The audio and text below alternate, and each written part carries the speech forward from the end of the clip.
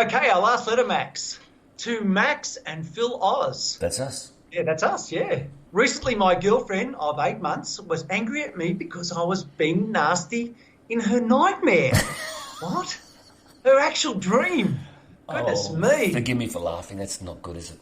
Yeah, she calmed down and laughed it off after we talked about it. But a few nights ago, at my place, she woke up from a nightmare and then shouted at me, waking me up abruptly. Oh, no. Goodness me. Okay. This real? Just for real? Okay. I am rattled by this as I have only heard her shout once before, and that was at my computer. Right. Poor computer.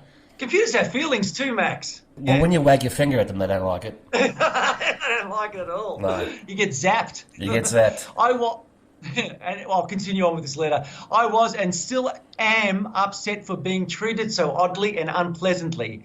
And now I think she is a bit of a weirdo. I am starting to think the mask of new love is slipping and am seeing a bad sign for our future. Hey, wait a second. Sorry. Does this person say how long they've been in a relationship for? I missed it. 8 months. Okay. Should I leave her? Well, there's one word for that. That's yes. But anyway, yes, absolutely. That's a slam dunk, mate. Sorry, that's it. Yeah, that's a 3-pointer. That's a 3-pointer. Yeah. Right. We are both 22 and have been living together temporarily while the lockdown is in place. She has been hinting that she wants us to live together permanently, and I was open to the idea, but now I am unsure. Good. Be close to the idea. Continue. No problem. P.S. Since then, our cramped existence has become frosty to say the least. Signed, Dream Creep. Dream Creep. Okay. So he's calling himself Dream Creep. Okay. He shouldn't be calling himself that. He's not Dream Creep. No. I think he's just trying to make himself feel a little... Yeah, okay. Because it's such a weird letter, isn't it? He should leave her. I think that's just too creepy. That's just like, she could just say, look, I had a bad dream and you were in it. I feel really sad. It's just a dream. She is literally taking that dream and bringing it to reality. My understanding of dreams, people have premonitions about dreams, and that's fine. I accept that. But most of them are pretty innocuous and they just help with us and the way that we process our information in our head throughout the day. We're talking about dreams which aren't real. Dream Creep is saying that the girlfriend is upset by something which isn't real. Is she going to be scared about what goes down in a puppet show? Yeah. Does she want to write into the TV station and say, look, I want to meet Fred Flintstone?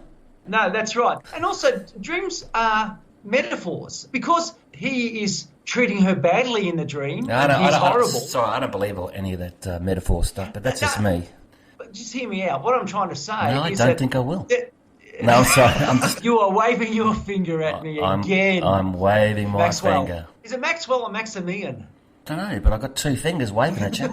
Anyway, look, with the dream, metaphors, the way that he's treating you in the dream, I'm talking to the girlfriend here, is that it's just a representation of how she's feeling about things. So are you saying talking to the girlfriend or talking about the girlfriend? I'm talking about and to. Okay. I know my prepositions here. Okay, I had to catch up. Fair enough.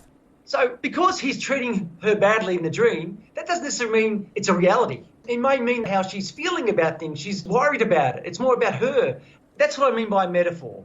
It doesn't necessarily mean it's true. It just means it's a representation of something that she is going through in her mind processes, if you know what I'm saying. I do. Oh, you are making sense. Yeah. Let me put something to Dream Creep, and that is, can you picture your girlfriend in 10 years' time?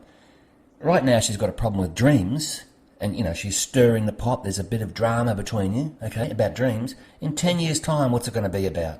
What you're seeing is a sneak preview of someone who likes to generate problems. She's whipping up a snowstorm, a blizzard, when there's no wind, whipping up the air. She's throwing smoke and shadows and frost and, let's have a bit of drama. You weren't being nice in my dream. Well, in 10 years' time, what else are you going to do that's going to be on her crime list? No. You've got to get out of there. You've done 8 months. You've done your penance. You've got to get the hell out of there where there's a sonic boom behind you. Seriously, you open the door, you look for the closest horizon, and you just beeline it. Get out of there. I agree with you, Max. I'm just trying to maybe make sense of the silliness of it all. And Why? it is silly. Why bother? Yeah, exactly. Just get the hell out of there. Oh, yeah. Well, which I agree, but I just think... Can't you get the hell out of there and then figure it out? Sure. Right. I'm just playing devil's advocate, I'm just trying to be...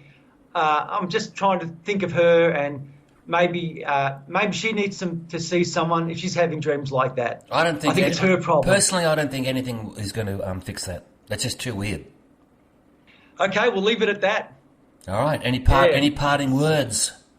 No, Max, there aren't. But it would be great. I think maybe we could have someone ring in as well as writing a letter. Someone ringing in with a problem to support their letter.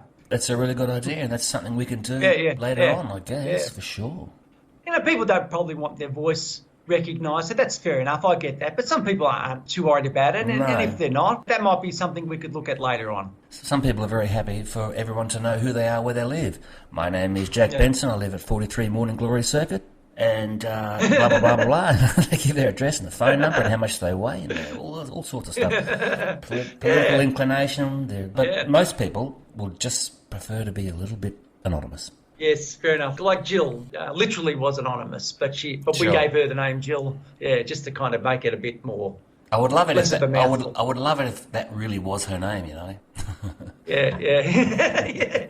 Well, look, certainly would love to hear from Jill again. Yeah, I would too. Yeah. I hope she does consider that, and she sounds like she's a really caring person who wants to do the right thing by her family, and just feels like she's frustrated by the difficulties that she's facing with them. Well, the fact that she actually wrote in because she's concerned about not having a good relationship with people in her family kind of suggests that she really is someone who cares about other people.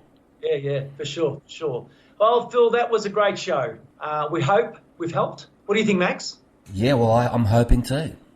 You know something? Yeah. I'm wagging my fingers and crossing them at the same time. Well done. It's like that when you're with a pen, how you wag it and it looks like you've got a bending. Looks like rubber. Yeah. Yeah, well, that's right. So my you do that with your finger. My fingers are like that. Loose and goosey, up and down. Yeah. Well, that just about sums it up for the show today. Before we go, we give hope to our listeners and contributors that your week is great and you work through your difficulties to create joy in your life. Again, remember to like and subscribe wherever you get your podcasts. We also have a Patreon page, as I've mentioned before. And finally, whoever you are, wherever you are, be kind to others, but particularly be kind to yourself. Signing off, we're the Oz Brothers. Bye, Max. See you later, mate. Bye-bye.